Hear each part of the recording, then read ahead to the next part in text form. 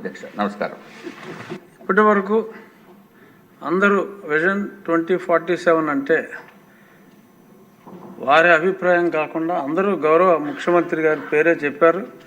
ఇప్పుడు సాక్షాత్తు ఆ గౌరవ ముఖ్యమంత్రి గారు విజన్ 2047ని మనందరికీ సభ ద్వారా రాష్ట్ర ప్రజలందరికీ ఆయన 2047 అంతరంగాన్ని ఆవిష్కరిస్తారు.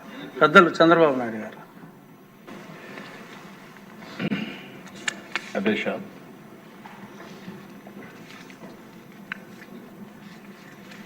ఈరోజు ఒక ముఖ్యమైన సబ్జెక్టు, అది కూడా స్వర్ణాంధ్ర విజన్ 2047. దీనిపైన సభ్యులకి ఇప్పటికే చాలాసార్లు చర్చ కూడా జరిగింది.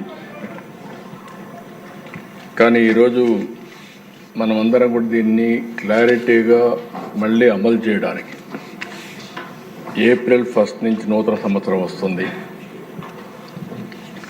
ఏదో రాష్ట్రంలో స్వర్ణాంధ్ర విజన్ కాకుండా దీన్ని లాస్ట్ మైల్లో ప్రతి ఒక్క వ్యక్తికి తీసుకుపోవడానికి మనం ప్రయత్నం చేస్తున్నాం. విజన్ అంటే కొంతమందికి కాదు, సమిష్టిగా ఎవరైతే చివరున్న వ్యక్తిని కూడా భాగస్వాములు చేయాల్సిన అవసరం ఉంది. ఇది మనం 10వ నెల 9 నెలలు అయినాయి. ఆ రోజు ఎన్నికల్లో ఒక హామీ ఇచ్చాం.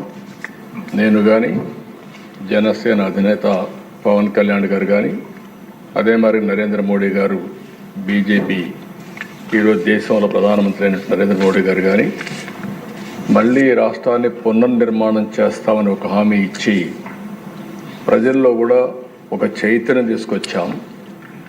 ఆ చైతన్య ఫలితం మీరు చూస్తే చరిత్రలో ఎప్పుడూ రానటువంటి రిజల్ట్స్ 93% హిట్ రేట్ వచ్చిందంటే అది ప్రజల ఆమోదం. ప్రజల్లో ఒక హై ఎక్స్పెక్టేషన్స్ కూడా పెట్టుకొని మనల్ని ఆశీర్వదించారు. 9 నెలల్లో అనేక సంక్షేమ కార్యక్రమాలకు నాంది పలికాం. అభివృద్ధి కార్యక్రమాలకు కూడా మళ్ళీ ట్రాక్ తప్పిన అభివృద్ధిని ట్రాక్లో పెట్టే పరిస్థితికి వచ్చాం. ఇవి రెండు జరగాలంటే ఒక సుపరిపాలన కావాలి, గుడ్ గవర్నెన్స్ కావాలి. అలాంటి గుడ్ గవర్నెన్స్ ప్రాక్టీస్ అన్నీ తీసుకొని మనం ముందుకు పోతున్నాం. అయితే ఇవన్నీ చేయడం ఒక ఎత్తు అయితే మనం అందరం ఆలోచించాల్సింది, ఒక నాయకుడికి ఈరోజు ఆలోచించి రేపు ఆలోచించడం కాదు, ఒక దూరదృష్టితో కూడా ఆలోచిస్తే తద్వారా రాబోయే రోజుల్లో ఒక ప్రణాళిక తయారు చేసుకొని మనం ముందుకు పోయే పరిస్థితి వస్తుంది. దగ్గర లేట్ 90s ఆ రోజుట్లో హైదరాబాద్ సమైక్య ఆంధ్రప్రదేశ్కి విజన్ 2020 తీసుకొచ్చాం.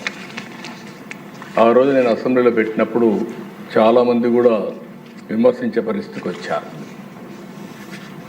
అయితే ఈరోజు ప్రధానమంత్రి, అది ఈరోజు మీరు హైదరాబాద్ని చూస్తే ఆ రోజు నేను చెప్పిన దానికంటే ఇంకా ఎక్కువ జరిగింది.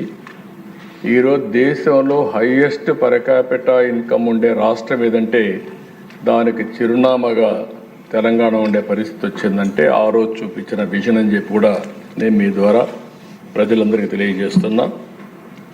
ఈరోజు ప్రధానమంత్రి గారు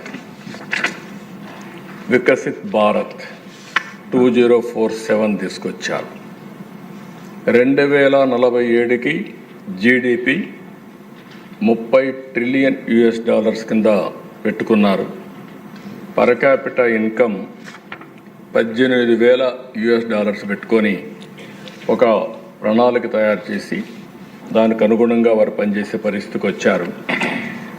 ఈరోజు మనం కూడా స్వర్ణాంధ్రప్రదేశ్ ఒక 2047 తయారు చేస్తూనే నిర్దిష్టమైన లక్ష్యాలతో ఎక్కడెక్కడ ఏ విధంగా పనిచేయాలి, ఏ ఏ రంగాల్లో ఆలోచించాలి, ఇంకొక పక్క ఇప్పుడు ఎక్కడున్నాం, దీన్ని ప్లానింగ్ ద్వారా ప్రతి సంవత్సరం ఏ విధంగా మనం మూవ్ అయిపోతున్నాం, కడాని